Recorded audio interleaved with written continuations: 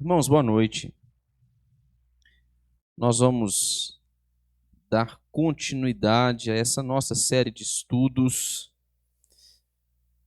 através da Confissão de Fé de Westminster.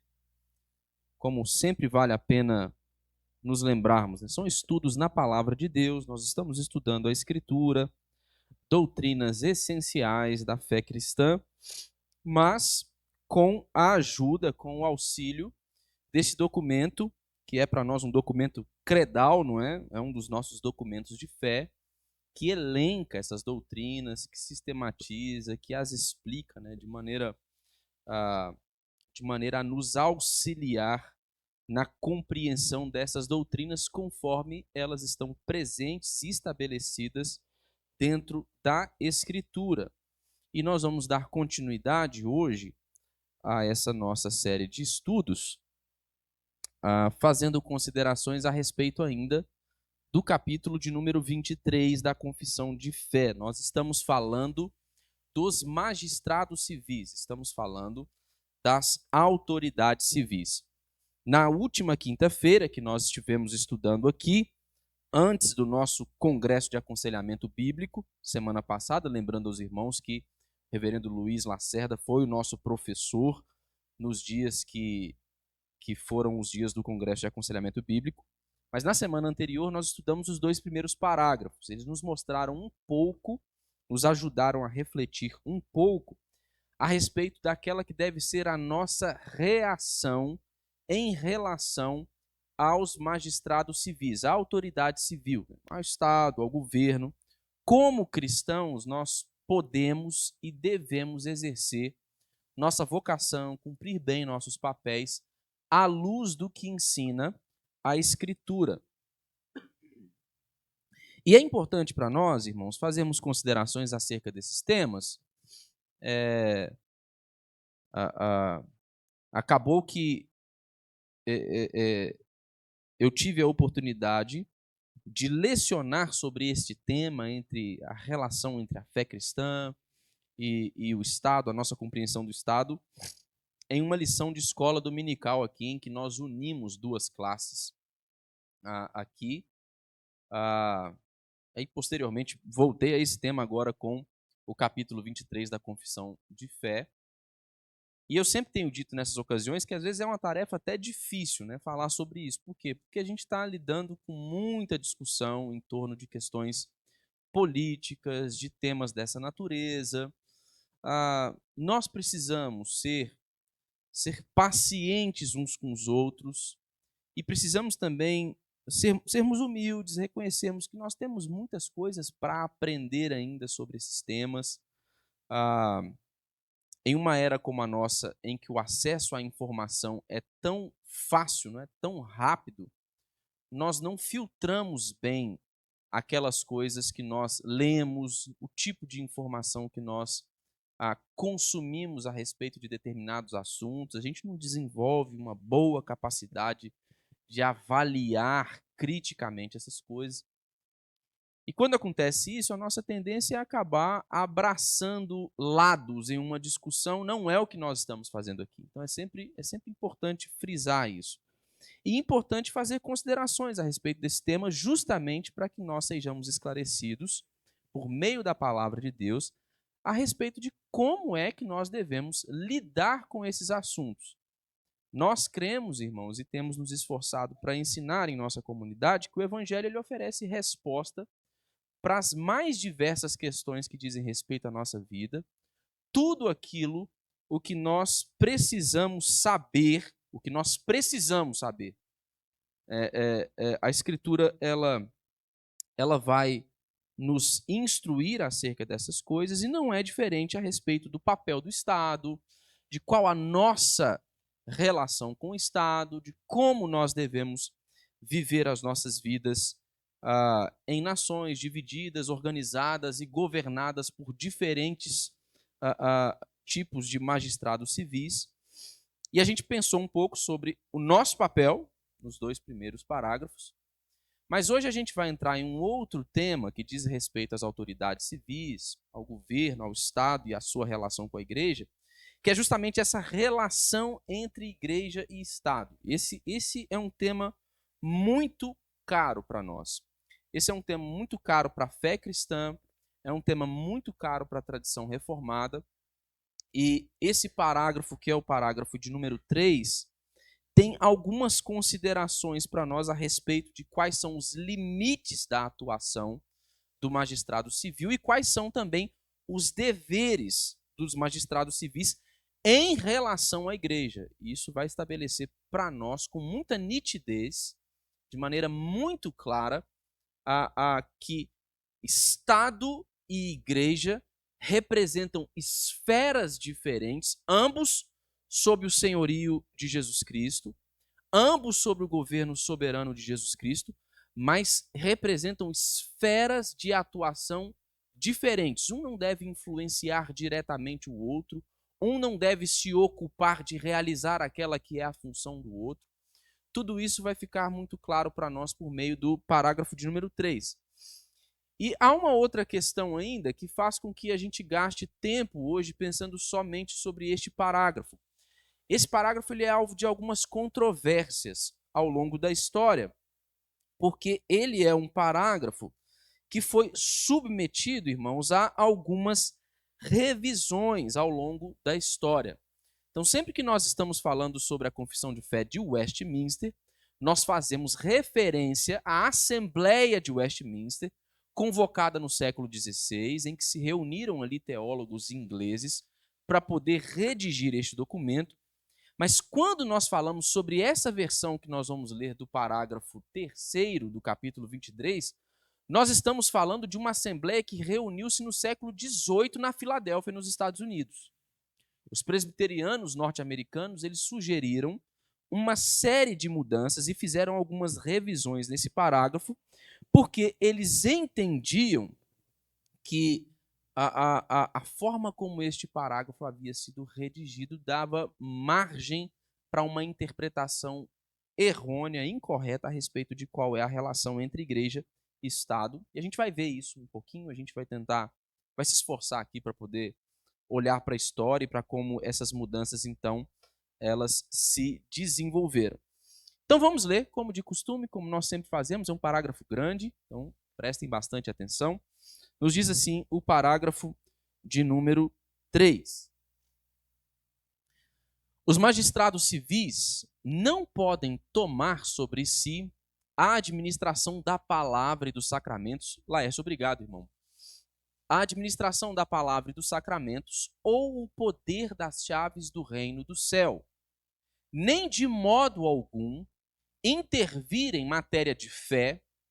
Contudo, como pais solícitos, devem proteger a igreja do nosso comum Senhor, sem dar preferência a qualquer denominação cristã sobre as outras, para que todos os eclesiásticos, sem distinção, gozem plena, livre e indisputada liberdade de cumprir todas as partes das suas sagradas funções, sem violência ou perigo.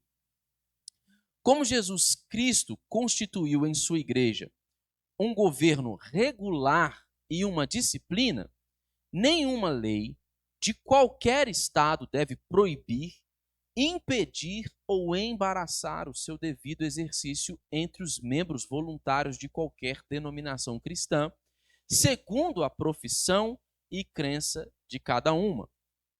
E é dever dos magistrados civis proteger a pessoa e o bom nome de cada um dos seus jurisdicionados, de modo que a ninguém seja permitido, sob pretexto de religião ou de incredulidade, ofender, perseguir, maltratar ou injuriar qualquer outra pessoa, e bem assim providenciar para que todas as assembleias religiosas e eclesiásticas possam se reunir sem ser perturbadas ou molestadas.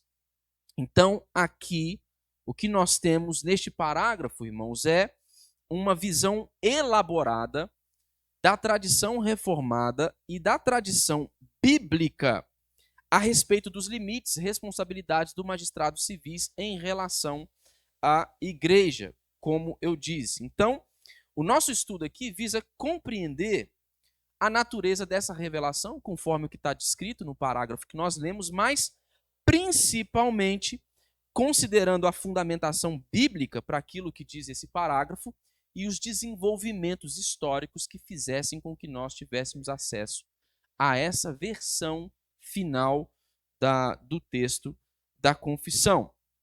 Em primeiro lugar, o que nós vamos ver? Qual a primeira implicação deste parágrafo que nós lemos? A primeira afirmação aqui do parágrafo 3, ela estabelece para nós aqueles que são os limites do magistrado civil. O primeiro parágrafo vai mostrar para nós até onde a autoridade civil, o governo ou o Estado, eles devem ir. Veja, e é interessante destacar que esta primeira parte do texto do terceiro parágrafo do capítulo 23, ela não foi alvo dessa controvérsia que houve entre o texto redigido no século XVI e o texto posteriormente revisado no século XVIII. Esta primeira parte do parágrafo continua a mesma. Havia consenso tanto entre os teólogos da Assembleia de Westminster quanto os presbiterianos norte-americanos na Filadélfia no século XVIII a respeito do que diz o parágrafo terceiro no início dele. Diz assim que os magistrados civis não podem tomar sobre si a administração da palavra e dos sacramentos, ou o poder das chaves do reino dos céus, nem de modo algum intervir em matéria de fé. Abra aí a sua Bíblia. Em Hebreus, no capítulo de número 5. Hebreus, capítulo de número 5. Versículos de número 4 e 5. Quem encontrar pode ler para a gente, por gentileza. Hebreus, capítulo 5, versículos 4 e 5.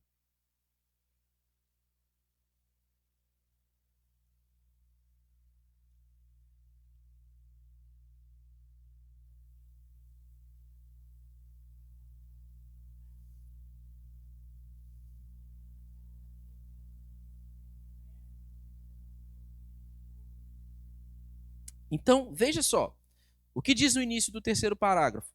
Os magistrados civis não podem tomar sobre si a administração da palavra dos sacramentos. Não é função de nenhum destes indivíduos que compõem os magistrados civis assumir a prerrogativa de serem eles os responsáveis por administrarem a palavra de Deus e os sacramentos. E o que diz o texto do escritor aos Hebreus aqui, que a Eliane leu para nós, é exatamente isso. Ninguém toma a honra de ocupar esta função, de desempenhar este papel por sua própria força e vontade. Nenhum de nós podemos tomar sobre nós mesmos a responsabilidade de cumprirmos a função, nesse caso aqui especificamente a linguagem do escritor, é cumprirmos a função de um sumo sacerdote. E ele vai dizer mais, ele vai dizer que nem mesmo Jesus Cristo fez isso. Então, o texto da Assembleia está dizendo que nenhum membro do magistrado civil pode tomar sobre si essa responsabilidade de ser um administrador das palavras dos sacramentos, porque nenhum sumo sacerdote tomou sobre si mesmo essa responsabilidade, mas exerceu o seu papel como vocacionado pelo Senhor, por causa do chamado de Deus. E o autor aos Hebreus destaca Arão, que é o primeiro sacerdote, aqui nós temos referência na Escritura, e destaca o próprio Cristo. Nem mesmo ele tomou sobre si mesmo esta prerrogativa, mas ele exerceu esta função segundo o chamado que ele recebeu de Deus, o Pai. Portanto, magistrados civis não podem tomar sobre si a administração da palavra e dos sacramentos. Este não é um papel que lhes cabe. Agora, abra a sua Bíblia em 2 Crônicas, capítulo de número 26, versículo de número 18.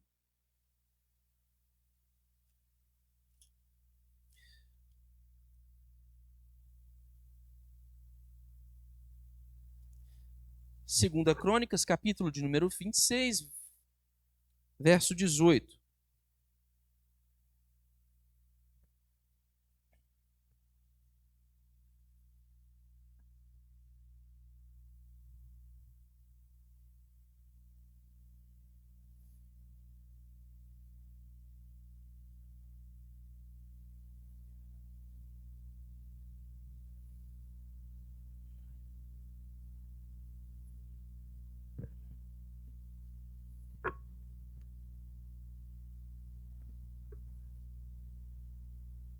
Veja, o que está acontecendo aqui, irmãos? O rei Uzias, rei da nação de Israel, e vale nós enfatizarmos aqui o fato de que, nesse contexto, havia sim algum nível de responsabilidade religiosa por parte do rei. A igreja de Deus, a Assembleia de Deus, no Antigo Testamento, era o povo de Israel que foi separado por Deus como uma nação cujo governo for estabelecido pelo próprio Deus, através de um rei. Mas havia o sistema religioso da antiga religião judaica, em algum sentido poderia ser que as funções de sacerdote e reis, elas até se confundissem, mas havia uma esfera de atuação específica por parte tanto de reis quanto de sacerdotes. O que o rei Uzias fez aqui? Era o rei da nação de Israel, né? Era o ungido do Senhor para governar sobre o povo da antiga aliança. O que ele fez? Ele foi fazer as vezes de um sacerdote. Ele foi queimar incenso no templo. E os sacerdotes o repreenderam. O repreenderam dizendo a ele que ele havia feito aquilo que não competia a ele fazer. Aquela era uma prerrogativa dos sacerdotes. Aquele era um papel que cumpria ao ofício dos sacerdotes. Ele, como rei, viu-se no direito de queimar incenso no templo, assumindo um papel que não era o seu. E olha o que é interessante no verso 19. Então, ele vai queimar incenso no templo, ele é repreendido pelos sacerdotes que dizem: olha, Uzias, isso aqui não é seu papel, você está fugindo do cumprimento devido do seu papel, essa não é uma prerrogativa sua. Mas ele fica indignado. O texto no versículo 19 vai dizer que Uzias se indignou, porque ele tinha um incensário na mão, né, para queimar incenso, e indignando-se ele contra os sacerdotes, ele saiu do templo leproso. Ele sofreu e recebeu o juízo de Deus por interferir no cumprimento de um papel que não dizia respeito a ele. Isso nos faz considerar o fato que é afirmado no terceiro parágrafo da Confissão de Fé, no capítulo 23. Não é dever dos magistrados civis, né, e nós podemos tratar isso em caráter de comparação, atribuir a si mesmo ou tomar sobre si mesmo a administração da palavra e do sacramento. São esferas diferentes. São funções diferentes. Cada uma devendo ser exercida por seus responsáveis, que são que são chamados pelo Senhor para o desempenho de suas funções. Quer ver? Abra sua Bíblia em 1ª carta de Paulo aos Coríntios. Na 1ª carta de Paulo aos Coríntios.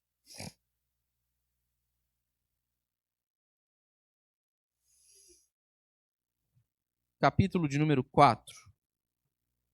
Versículos de número 1 e 2.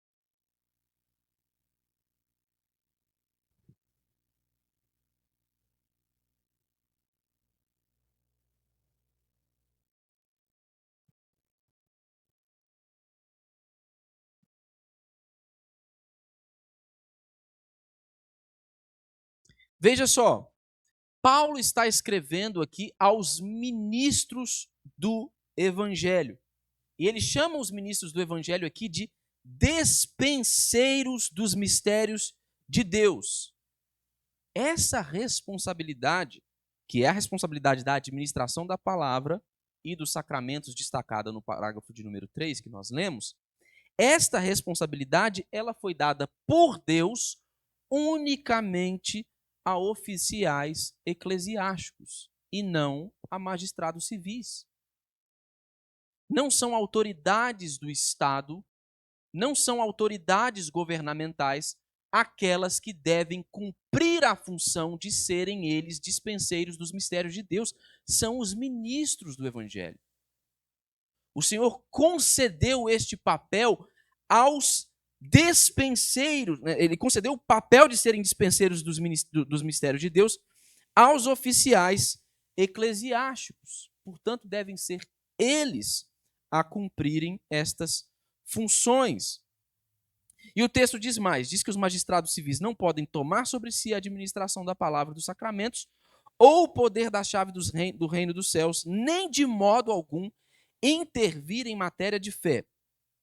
Abra a sua Bíblia em Mateus, o Evangelho de Mateus, capítulo de número 18, no verso 17.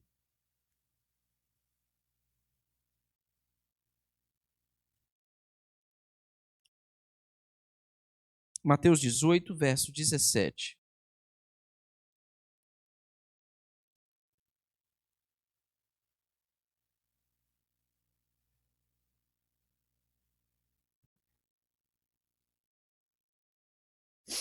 O que é que Jesus está ensinando aqui, falando aos seus discípulos? Ele está falando especificamente a respeito de disciplina eclesiástica. O que fica também claro no parágrafo que nós lemos, né? Deus, ele determinou tanto um sistema de governo quanto um sistema de disciplina para a igreja. E esse não deve sofrer qualquer tipo de intervenção por parte do Estado, por parte das autoridades civis.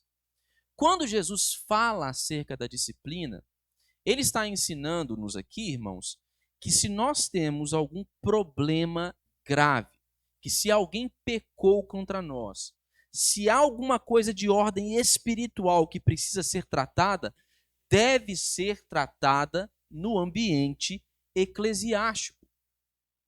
Deve-se levar à liderança da igreja para que ela tome o conhecimento e para que ela exerça a disciplina conforme prescrita na Escritura.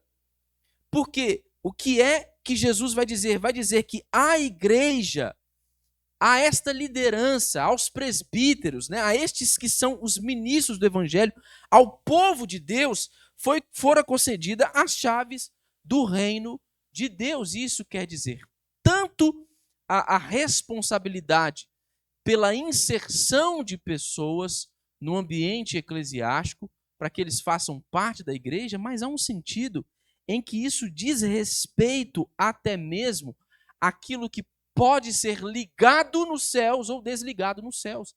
A entrada de uma pessoa nos céus. Veja aí o capítulo 16 de Mateus. Volte só um pouquinho. Capítulo 16, verso 19. Quem encontrar pode ler para nós.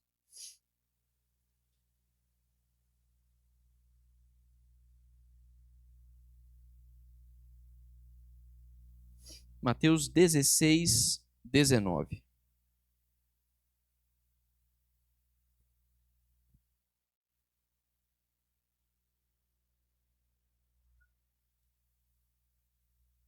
Então, as chaves do reino dos céus foram confiadas à igreja, que possui uma autoridade espiritual que é distinta da autoridade dos magistrados civis. O que isso quer dizer? O que nós aprendemos com isso? Nós aprendemos com esta primeira parte do parágrafo 3º, irmãos, que a igreja ela deve manter a sua independência doutrinária e disciplinar diante do Estado. E veja só, irmãos, a igreja ela deve manter a sua independência doutrinária e disciplinar diante do Estado, mesmo que ela esteja sob um governo bom, mesmo que ela esteja sob um governo justo, um governo que lhe seja favorável.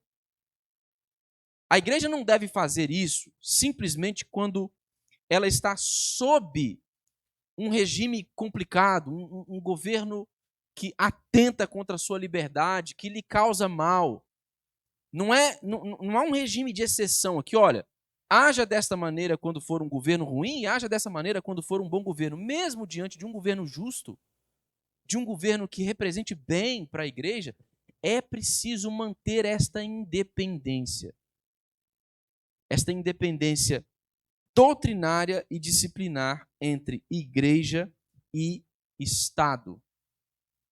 Nem nós, igreja, devemos interferir diretamente na esfera que compete ao Estado ou aos magistrados civis atuarem nela, e nem mesmo as autoridades civis devem intervir de qualquer maneira na esfera de atuação eclesiástica. Segundo lugar, o que nós podemos ver aí neste parágrafo que nós lemos? Nós vamos ver o papel do magistrado civil como um protetor da igreja. Mas o fato do magistrado civil ser um protetor da igreja não significa que ele seja um guia espiritual da igreja. São funções diferentes. A revisão que foi feita pelos presbiterianos norte-americanos, na Filadélfia, ela foi feita em 1788. E o que eles fizeram? Eles removeram alguns trechos ali que sugeriam que o magistrado ele podia atuar de algumas maneiras em uma esfera de atuação que nós cremos ser uma esfera de atuação unicamente eclesiástica. Então, por exemplo, havia no texto original ali a ideia de que o magistrado ele poderia promover a pureza da doutrina, os magistrados civis poderiam reformar o culto, poderiam eliminar heresias. No texto original, essa é mais ou menos a ideia. E essa compreensão ela estava enraizada em uma leitura do Antigo Testamento em que autoridades civis eles exerciam estas funções religiosas. Quer ver o que diz o texto original? O que dizia o texto original? Deixa eu me encontrar aqui.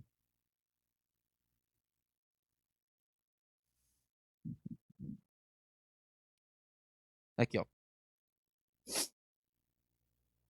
Então, para os irmãos da Assembleia de Westminster, o magistrado civil ele tinha a obrigação de defender e promover a verdade do Evangelho. O texto dizia assim, ó, ele, não é, referindo-se aos magistrados civis, tem autoridade e é sua obrigação providenciar que a unidade e a paz seja preservada na igreja, que a verdade de Deus seja mantida pura e íntegra, que todas as blasfêmias e heresias sejam eliminadas, que sejam evitadas ou corrigidas todas as corrupções e abusos no culto e na disciplina, e que todas as ordenanças de Deus sejam devidamente estabelecidas, administradas e observadas. No Antigo Testamento você tem tanto exemplos de autoridades, né, de governantes civis motivados por zelo religioso, atuando para a reforma do culto, como você também tinha exemplos de sacerdotes, de levitas, de lideranças do povo de Deus, que movidos por um zelo religioso, eles atuavam na reforma civil. Só que nós precisamos nos lembrar, irmãos, que nós hoje vivemos realidades distintas. O povo de Deus no Antigo Testamento, embora seja o mesmo povo de Deus do qual nós fazemos parte hoje, ele não vivia em um contexto semelhante ao nosso. Como eu disse um pouco mais no início da nossa reflexão, no Antigo Testamento a nação de Israel ela era ao mesmo tempo o povo de Deus, mas era também uma entidade política. Era uma nação. As leis civis do povo de Israel eram leis civis que haviam sido ordenadas pelo próprio Deus. E o que acontece no Novo Testamento? Qual é a mudança da igreja na Antiga Aliança, a igreja do Antigo Testamento, para a igreja do Novo Testamento? Nós somos o povo de Deus, continua a ser assim, fazemos parte do mesmo povo, mas nós não somos uma entidade política. A igreja da Nova Aliança não é uma entidade política. No Novo Testamento, a igreja ela é transnacional e ela representa o reino espiritual de Cristo Jesus. Há um sentido que nós nunca devemos perder de vista, em que o reino de Jesus é um reino que não é deste mundo. Agora exercido através da igreja, por Cristo, através da igreja, que é o seu povo. Abra sua Bíblia em Gálatas. Capítulo de número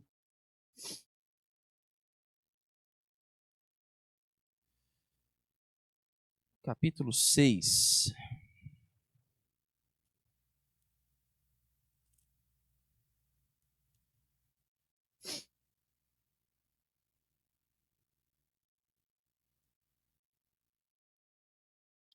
Veja só, como o apóstolo Paulo, no versículo 16, ele se refere à igreja do Novo Testamento, para que nós vejamos que nós somos parte deste mesmo povo.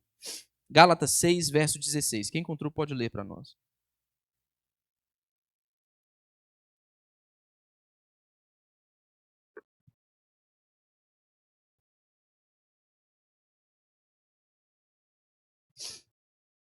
Veja só, nós continuamos sendo o povo de Deus.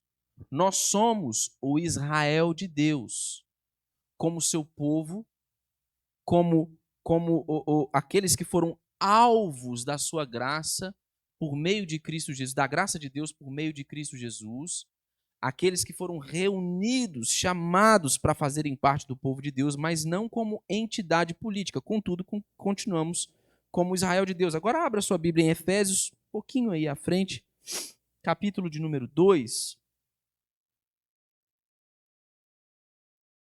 versos de 11 a 16. Agora veja como o apóstolo Paulo, escrevendo aos Efésios, trata a igreja na nova aliança.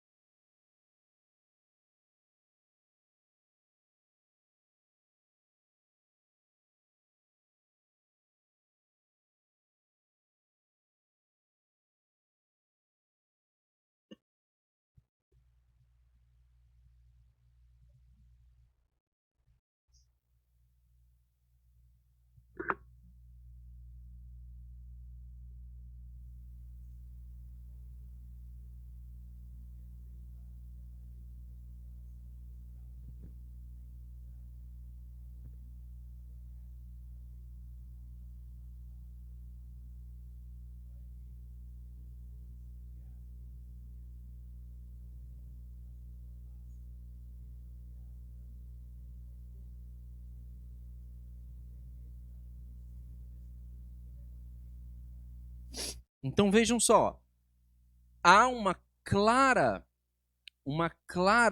afirmação por parte do apóstolo Paulo com o intento de nos fazer perceber que nós fazemos parte do mesmo povo de Deus. Não à toa, escrevendo aos Gálatas, ele nos chama de Israel de Deus.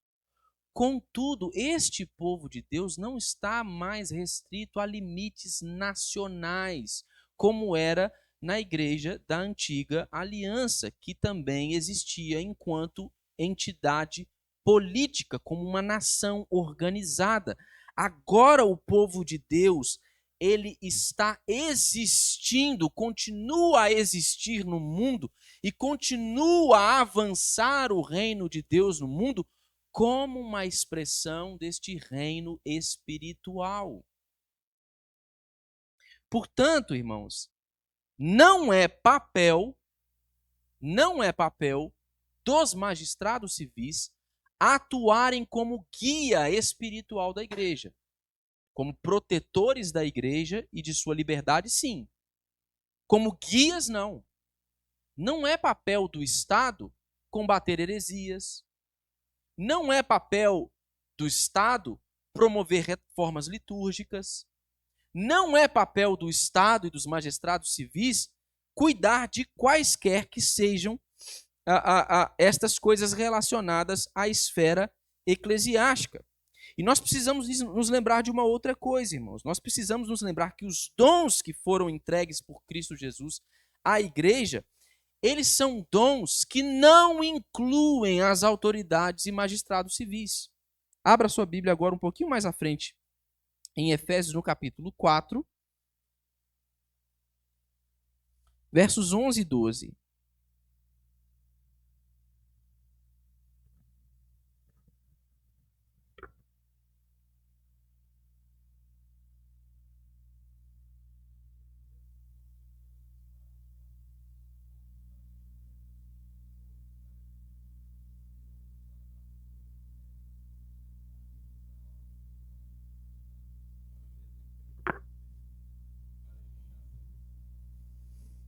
Então, a quem fora dada, ou a quem foram entregues os dons de Cristo, quando nós pensamos na igreja?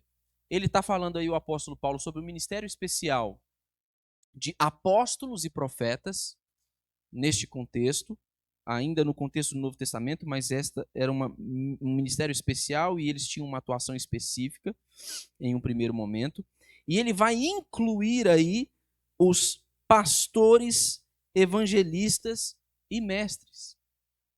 Ele não fala de presidente, de rei, de governador, de senador, de deputado.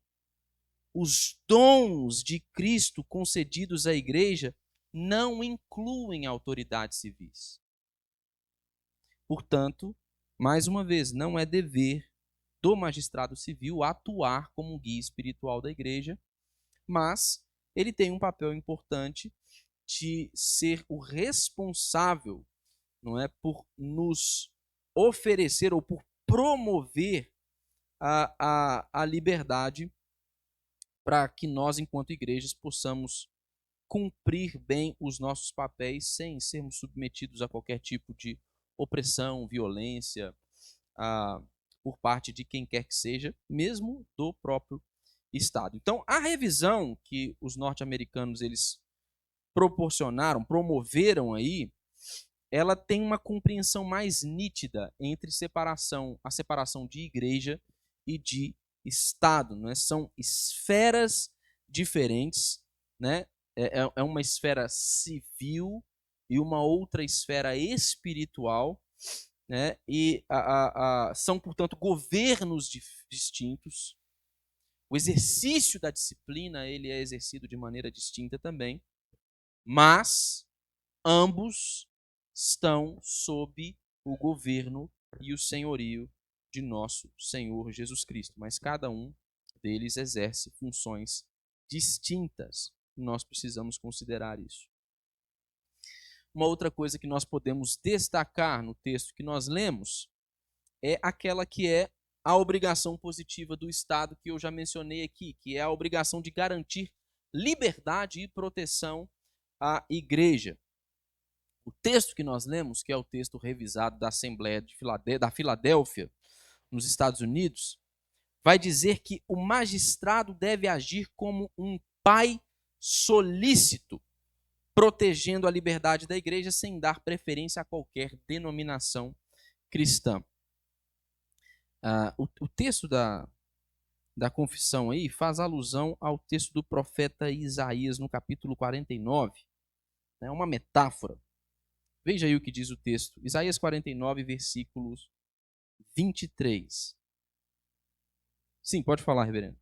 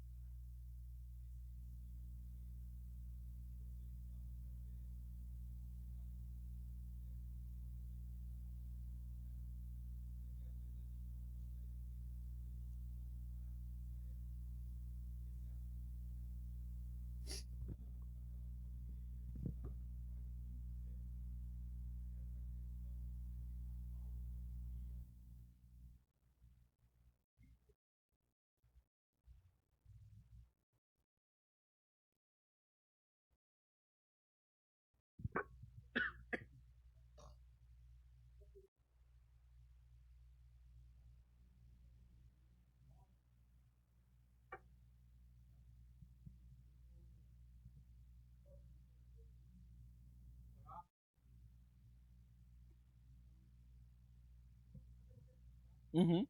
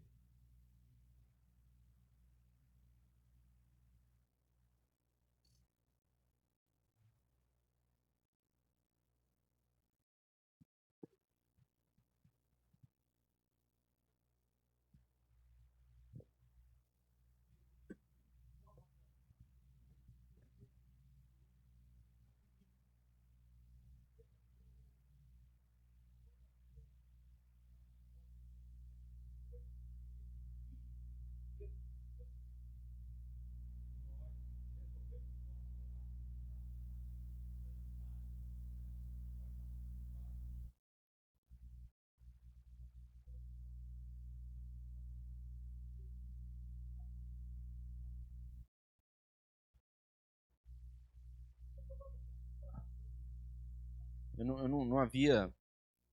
não havia pensado nisso enquanto me preparava, não, mas realmente é muito recente, né?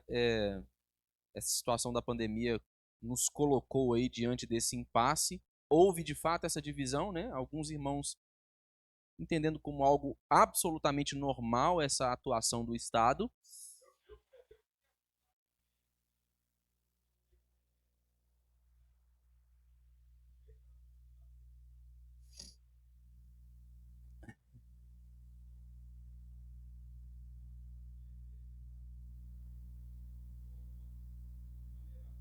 Espontânea, livre. Foi uma oportunidade para nós de cumprir bem o nosso papel, nos sujeitando nesse tema livremente a sugestão, né, do Estado. Mas haviam aqueles também, né, que achavam um problema e que inclusive temiam que implicações isso poderia ter, né, no futuro. Porque você tinha uma crise sanitária em que o Estado passou a atuar de maneira um pouco mais impositiva no que dizia respeito a essa esfera de atuação eclesiástica. É, é, eles estavam reagindo a uma crise sanitária, né? Não tinha, acho que muita gente ali não sabia muito o que estava fazendo, não, tava se esforçando para tentar lidar com a situação da melhor maneira possível. Mas eu lembro que tinha gente que ficava com receio, né? Como é que vai ser isso depois, né? Que precedentes isso pode abrir, né? Como é que vai se sustentar essa relação? E é muito recente, não é verdade? Não havia pensado sobre isso. Obrigado, reverendo. Voltando aí ao texto de Isaías 49. Ah, Isaías 49, verso 23. Quem encontrou pode ler para nós.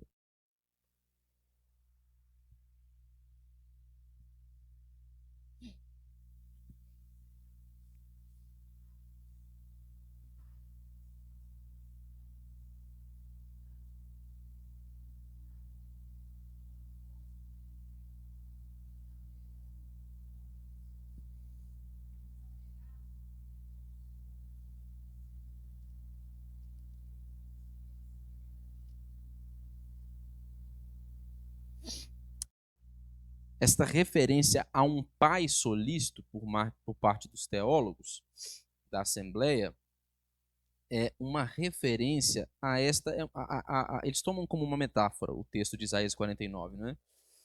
A esta atuação que reis teriam aqui ah, como cuidadores do povo de Deus, segundo o profeta Isaías, né? Então, eles aplicam essa metáfora para poder dizer que o Estado, que os magistrados civis, eles devem agir de maneira a proteger a liberdade da igreja e de maneira a fazer isso sem que eles venham a dar preferência para uma ou para outra denominação cristã. Então, há algumas implicações que nós devemos considerar quando o texto da confissão nos aponta para este papel, para esta obrigação positiva do Estado como um protetor, um garantidor das liberdades religiosas aí. Primeiro, o Estado ele deve garantir que todos os ministros eles possam exercer seus ofícios sem violência ou perigo. É o que está descrito de maneira muito clara no parágrafo que nós lemos. Não é o cenário em que atuam todos os ministros do evangelho no mundo, irmãos. Nós sabemos que alguns irmãos nossos, no exercício de suas funções eclesiásticas, como dispenseiros dos mistérios de Deus, como responsáveis por ensinar o povo de Deus, por equipar o povo de Deus através da palavra do Senhor, eles, ao se colocarem nesta função, eles correm perigo. Nós ouvimos, nós temos nos inteirado mais disso, muito em função da experiência que nossa igreja tem tido, graças a Deus, com o trabalho de missões transculturais. Então, constantemente, a gente ouve histórias de irmãos nossos que vivem nessas condições.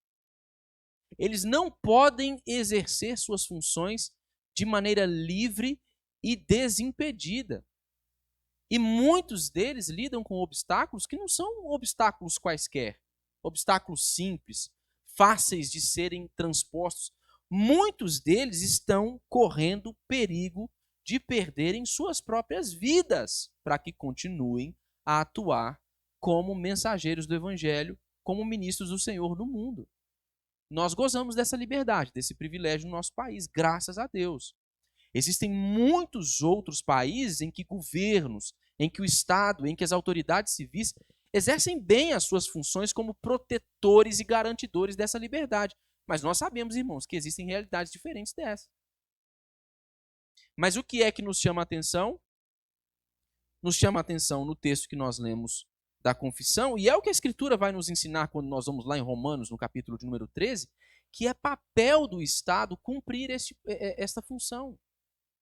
É papel do Estado promover o bem comum. Isso inclui nossa liberdade de culto.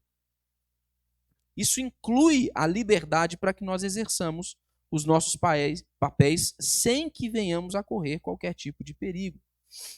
Outra coisa que diz o texto, e que diz respeito a essa obrigação positiva do Estado, é que nenhuma lei deve impedir ou embaraçar o governo regular e a disciplina da igreja. Leis civis não devem interferir de maneira alguma no sistema de governo da igreja e no seu sistema de disciplinas. Porque quem determina isso não são as próprias lideranças da igreja, irmãos. E esse é o ponto. Não é como se as instituições religiosas fossem livres para determinar essas coisas. Mas quem determina isso, este sistema, tanto de governo regular quanto disciplina na igreja, é o próprio Deus em sua palavra. Portanto, as autoridades civis não devem, em hipótese alguma, interferir ou impedir que as igrejas elas exerçam tanto o seu governo quanto exerçam sua disciplina na esfera que lhe diz respeito. Em terceiro lugar, o Estado, nós vimos aí também, ele deve proteger o bom nome e a vida dos cidadãos, independente de sua fé ou incredulidade. O que é que os nossos irmãos eles estavam fazendo? Eles estavam defendendo outras religiões que não fossem cristãs. Alguém pode pensar assim que, de alguma maneira, esse texto legitima outras religiões ou torna aceitáveis outras religiões que não sejam cristãs. Mas é preciso ter clareza que há uma clara distinção quanto ao papel aqui do Estado de proteger a vida dos cidadãos independente de fé e incredulidade. O que os teólogos da Assembleia de Westminster estavam fazendo aqui não era um ato que visava legitimar religiões pagãs, por exemplo. Até porque, no século XVIII, em que essas revisões foram feitas, Nos Estados Unidos mesmo, nem havia muito a incidência de muitas dessas religiões pagãs como nós as conhecemos hoje. Mas havia um ambiente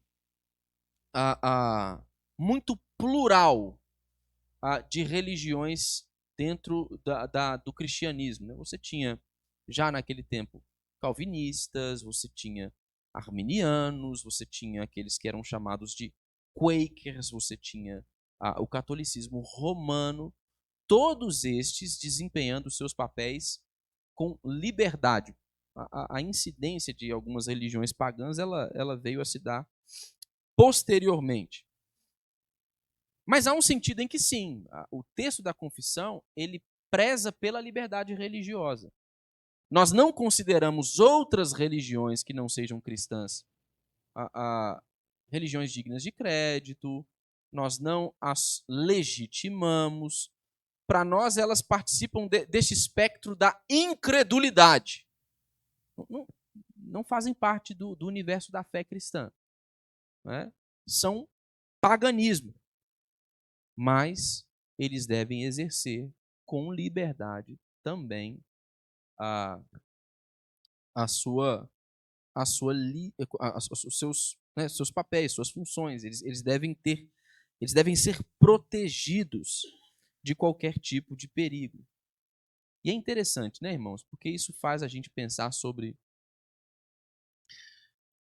o modo como um princípio que foi amplamente difundido dentro da tradição cristã, hoje é utilizado para combater o livre exercício da fé cristã. Né? A gente já viu isso em diversos aspectos. Né? A defesa, por exemplo, do Estado. Não, mas o Estado é laico, né? Como se em esferas específicas ele não pudesse assumir, como se Estado laico fosse um Estado ateu. Essa laicidade do Estado, irmãos, é uma conquista da fé cristã. É uma conquista da fé cristã. E está muito clara para nós aqui naquilo que escreveram os nossos irmãos. É uma conquista especialmente da tradição de fé reformada, que prezava por esse tipo de liberdade e proteção por parte do Estado, para que crentes e descrentes eles pudessem viver suas vidas, sem qualquer tipo de interferência, de violência, de perigo, sem qualquer oferta de relutância à liberdade desse indivíduo de viver a sua vida. Mas hoje a gente vê as pessoas falando assim, olha, é errado ter uma cruz, por exemplo, em um ambiente, uma sala da Câmara ou do Senado, como se um Estado laico significasse um Estado ateu. Não, irmãos, não é isso. O Estado laico é um Estado livre. É um Estado livre, em que há liberdade religiosa, em que nós que somos cristãos, que somos protestantes, que somos o povo da fé, nós exercemos, então, a nossa religião de maneira livre, mas aqueles outros que não fazem parte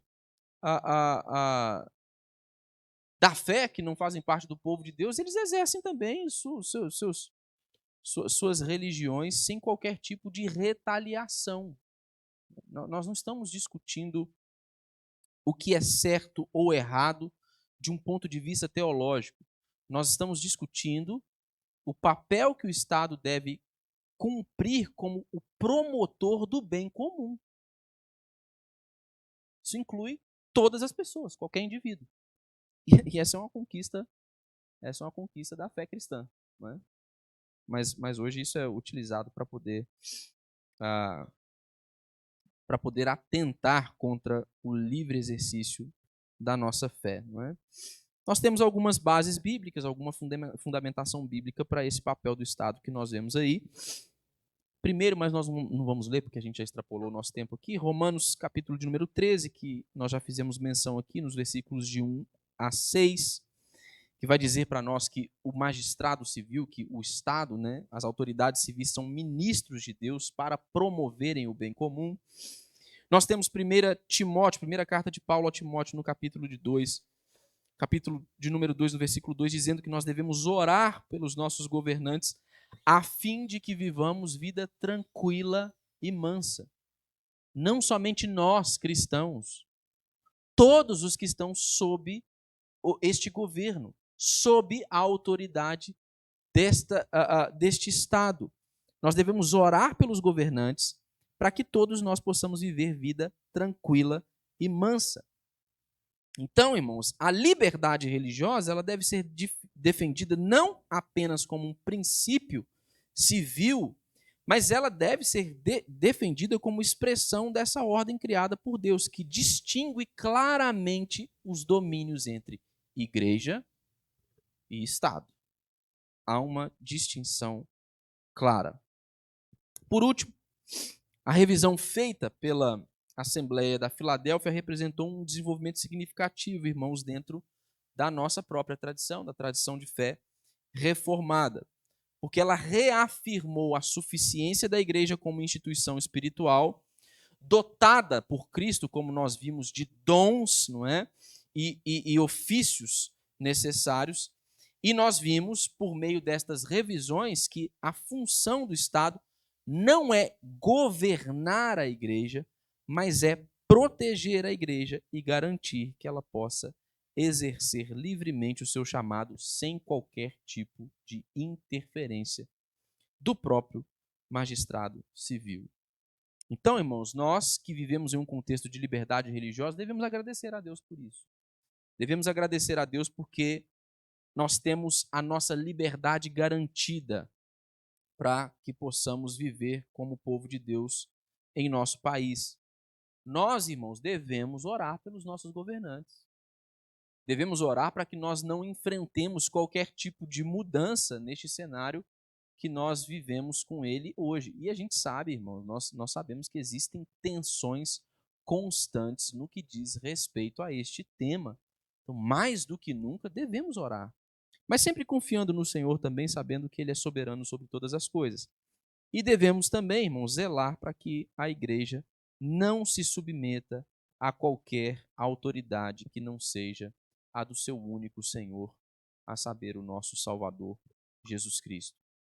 Nós vimos que na última quinta-feira retrasada, que nós cumprimos bem o nosso papel como cristãos ao nos sujeitarmos à esfera de autoridade dos magistrados civis como quem sujeita-se ao próprio Deus. Mas nós vimos também que quando há qualquer tipo de conflito entre aquilo que Deus nos manda fazer ou aquilo que Deus nos ordena não fazer e aquilo que as autoridades civis nos mandam fazer ou nos proíbem de fazer, a nossa atitude, a nossa reação deve ser a mesma dos apóstolos quando instados pelas autoridades religiosas de Jerusalém a não pregarem no templo, e Pedro, de maneira sábia, respondeu-os que é mais importante obedecer a Deus do que obedecer a homens. Nós devemos zelar por isso, irmãos. Nossa sujeição absoluta, ela se dá somente ao nosso Senhor e Salvador, Jesus Cristo, que é o Rei soberano sobre todas as coisas. Amém?